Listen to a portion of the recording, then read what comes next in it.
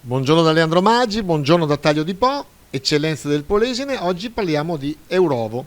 La storia di questo gruppo è la storia della passione di una famiglia con una visione innovativa e globale. Un'azienda a conduzione familiare cominciata con l'avventura di Rainieri Lionello, imprenditore veneto, che a metà del Novecento decide di creare una nuova attività dedicata alla lavorazione delle uova e con passione e dedizione trasformò la sua piccola azienda in un gruppo multinazionale. Ancora oggi la famiglia Lionello, con la seconda e terza generazione, è a capo del gruppo e lo guida portando avanti gli stessi valori del fondatore. Scopriamo dalla voce del direttore generale del gruppo, Irene Lionello, questa grande azienda e i suoi numeri.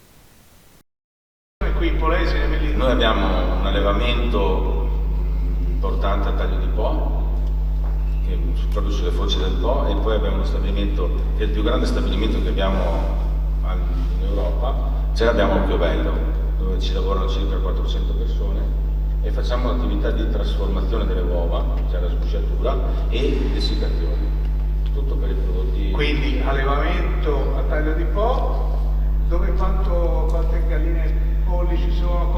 Mi dia dei numeri. Ecco, polli non li deve chiamare perché i polli non fanno uova. I polli non li deve chiamare. Beh, lì a Taglio di Po abbiamo 1.400.000 galline.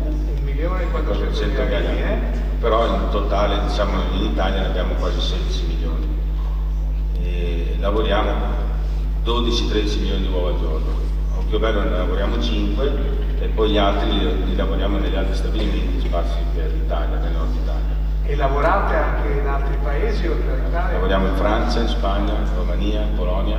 Insomma è una realtà importante, ramificata e ma di cui in realtà qua in Polesine ne sanno poco.